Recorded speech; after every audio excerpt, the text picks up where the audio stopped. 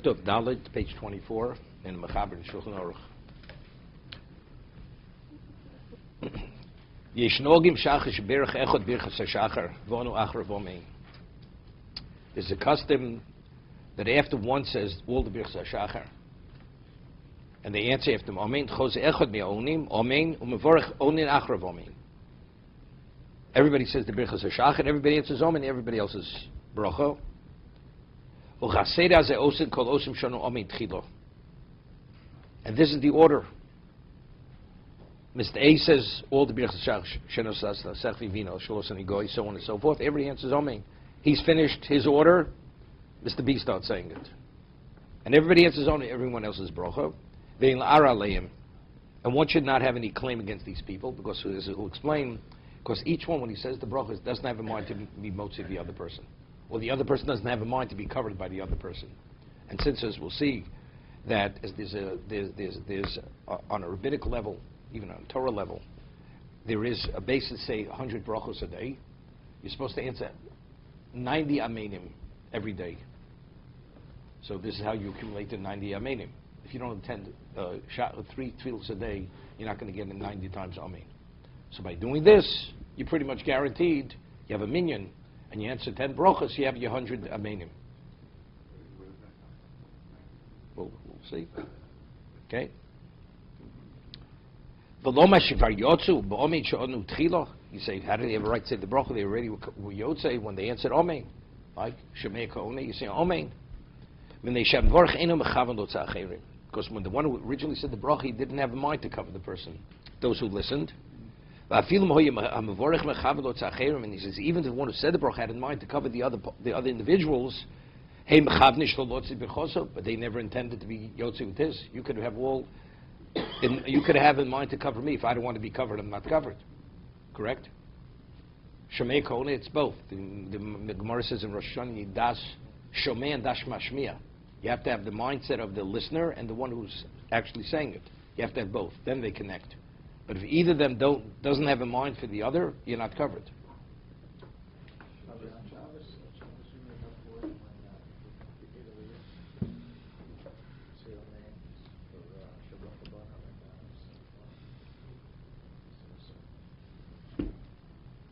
You're not going to. Yeah, what about? Okay. What about Friday night? You have Friday night and you have Mincha also. Again, you have 7. You don't have the full Shemona Esrei. Right? You have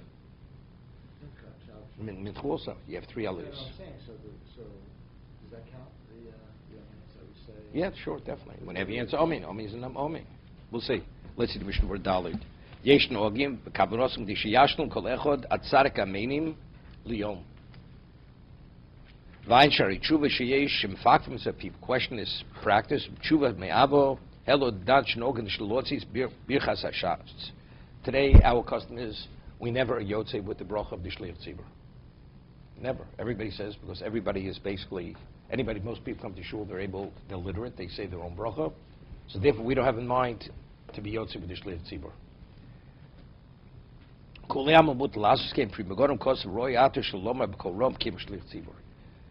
Gorim says, but he says it's proper that the only one should say the brachas out loud, and similar to Shliach Tzibur should be Shliach Ayin Shama Kain Kol Mokum Mokum Yask Fi Minhogo.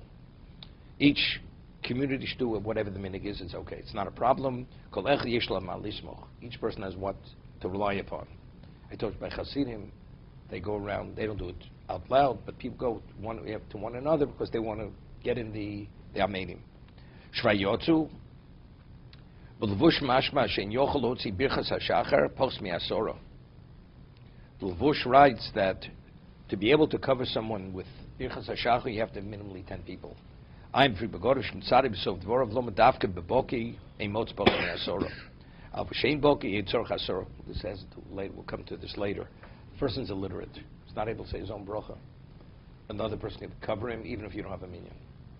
But if you have a person who can say the bracha himself, so we say mitzvah yosem shlucho. If you do it yourself, you don't have to be. It's the equivalent of delegating through a third party. Shemei Kon is the equivalent of a shliach. He's like your agent. When it's amen, acknowledging that you're connected to him. But who's actually saying the bracha? He's saying the bracha. but it's better to say the bracha yourself. See if it has greater value, because it's a Kiddush Hashem. You have 10 people, that's Barova Majas Melech. So then it has greater value. So even if you're a Baki, you're illiterate, it has added value. But if it has no added value, because you don't have a minion, so why are you having the other person cover you? There's no added value. Then we have the principle of mitzvah yosem shlucho. It's better to do the mitzvah yourself rather than delegate it through another party. So that's where he differentiates. If there's a minyan, it's fine for one to cover the others, even though the people themselves could say their own brachas. But if there's no minyan, then it's the wrong thing. Each person should say his own bracha. No. He says you could do it. If you could do it, you could do it. No, so then you have no choice, because then you have no choice. Because then you have no choice. But let's say regular birchas hashach, you don't want to be covered. So you could say those brachos. You could self, right? You could say Elokai Nisham is a question, right? There's some brachos it's correct, but the ones aren't questionable. You want to say those brachos yourself. Okay. Yeah, well, next good question. A question about Birkat Hamazon, and some people say,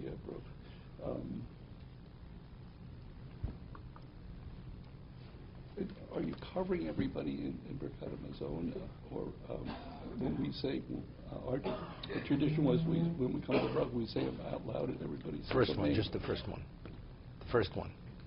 You wouldn't do for all the... No. We get to Hilchos Birchas Hamazon, you'll learn how to do it right.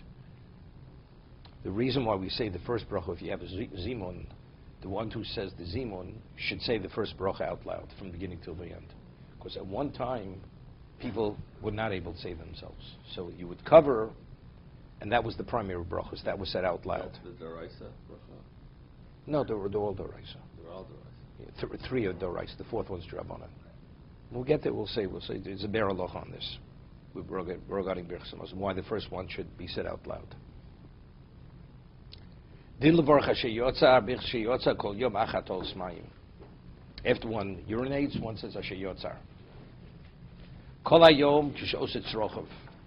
Throughout the day, if one does his function, Tanim being Gedolim, whether it's urination or he does his bodily function, Mevorach Asher Yotzar, v'lo al ntil shadayim. Although you wash your hands, but over there it's not ritualizing them, right? When you come out after you do your function, whatever it may be, you're not ritualizing. Here it's purely it's cleanliness. You're supposed to say a brocha. You're not able to say a brocha. Your hands are not clean. It's like you want to eat anything. Your hands are not clean. You have to wash your hands. It's not you're not ritualizing your hands. It's purely cleanliness. Correct? Achim rotza lilmod or lispalu miyad. He says, what happens if the person wants to study immediately or to daven immediately? Hago. He says, even if one's hands became unclean because he touched, some urine went on his hands or he touched his body, and you never say Ntil Sinayim only for Shachris, the only time you say Ntil Sinayim, or you eat bread. Outside of that, we don't say Ntil Sinayim. Mentioned that there's a question which is not resolved, and therefore we don't get involved. But there's a question by Birchus Kohanim. The Kohanim, when they wash for Nesias Kapayim, do they have to say Ntil Sinayim? Get the Nesias Kapayim, we'll see. For Duchning, does the Kohen have to wash his hand with a bracha? Some say yes, some say not. It's a sub-brachas l'hokil. So Mishna explains over there for the Kohanim, when they wash in the morning, they should make sure to keep their hands, they should not touch their shoes or invalidate their hands. And so the Ntil Sinayim in the morning will cover that Netila, will cover the Netila for the Birchas Kohanim. Because if your hands become soiled, and you wash again, you enter into a Safik Bracha. You require it to say another Ntil Sinayim. So rather than getting involved in that Shiloh, just you wash your hands again, but really the washing of the morning really is the primary washing. That will cover you even for the Nesias Kapayim, because Kohen can wash his own hands. But nowadays, how to remove their shoes before they go. So he says you should make sure to just kick them off. Everybody has loafers, right? You can have lace shoes, you can push them off also. Musaf comes a long way into the... I know. What if he goes to the restroom? No, and it's a swirl they do it every day. every day. We're talking about 20 minutes, 25 minutes after you start, they're already saying Birchos Kohanim. What about Yom Tov? Okay, you're right. If it's a longer, but let's say a person, not everybody, person's a younger person, he doesn't go out. Even so, it depends if you have a chazan. It depends on how much If you have a big budget, you have to pay a salary for a cantor, so it's a little bit longer. Okay. So isn't it easier to ask them to touch their shoes or so if they have to wash them? No. You're not supposed to.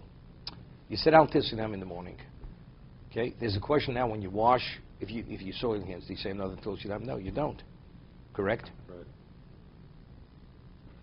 So now it comes to Birchos Kohanim. You have to wash again. That netila for Birchos Kohanim. There's a question whether that requires a bracha. Why should it require a bracha? Why do you have to wash hands? Because they have to be ritualized. But let's say the morning ritualization, that would be sufficient. Then everybody agrees you don't say another bracha. Correct? The original washing covers you for Nesis Kapayim, for Duchning. What happens if you touch your shoes? So now you have to wash. You have no choice. You must wash. Now we enter into the question. That washing, does it require a new bracha? So you're entering into a question. So rather than entering into this question, if you didn't go out to do your bodily functions or urinate, whatever it may be, and you hadn't yet touched your shoes, you should try to kick your shoes off rather than touch your shoes. Why is it a question about saying the bracha? If it's because you're touching the shoe, and you said your al tilas yadayim for the day already, why do you have to say it again? Because you're a Kohen. There's a question whether the Duchni Nesis Kapayim requires a bracha on that netilo. So when we wash the Kohanim's hands, are they saying a bracha after that? They don't say a bracha. They don't say a bracha. But there's a question maybe they should. Right? That's the whole discussion over here. Because the ritualized washing? Because they're required to wash. But that requirement to wash, does it require bracha? Does it not require bracha?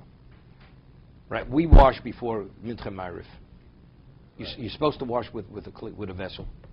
We rule, definitely, you don't say Al Tisidayim on that washing before Mincha Ma'ariv. Okay? So it's a ritual, but that ritual, they never, even I said the Vilna Gaon rules, they do say. But we don't rule like the Vilna Gaon. We don't wash, we don't say Al Tisidayim before Mincha Ma'ariv. Correct? Right. So there's a question, what about Natil before Nesis Kapayim, before Duchning, the Kohen? When they originally legislated the law, you must wash before you Duchning. Does it require a bracha? Was that part of the legislation? Or does not require a bracha? That's the shayla. Today, when we wash the hands of the Kohanim, we're just basically washing the fingers. No, up to the wrist. No. Then you're not doing it correctly. Then you're not. Don't do that. So it's wrong. It's not correct. It's not done right. Then it's not done right. It's not done right. It's not. Listen, You got to go back No, to you- the you- training. We do it up to the wrist. Okay, well, You get extra points. What's it if you called? get the What's it watch. called? Camp Lejeune? Where's that? Where you go do the You get training. extra points if you get Okay. the watch. I've never seen it. No, of course, up to the wrist. Otherwise, it's not correct. Yeah, definitely. Extra points to get the watch.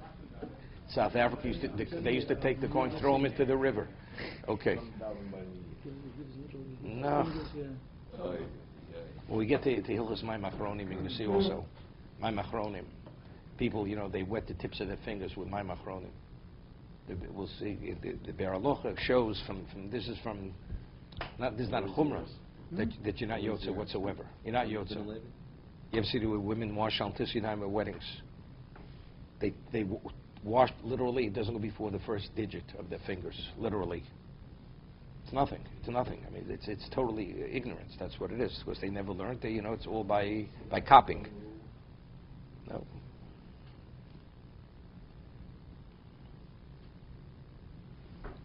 Okay. We'll do the Mishna Berura on Aleph. Mevorich. Afilu nimshach zman godel achas yisrochav. Person urinated, did his bodily function, and there was a very great lapse of time. Do you still say the bracha? Right? You eat, and it's within 72 minutes. You say bracha achrona, right? So in regard to bodily functions, urination, 3 hours after you realize you didn't say Asher Yotzar, and you don't have an urge to urinate again, you're supposed to say bracha. That's what he's saying. If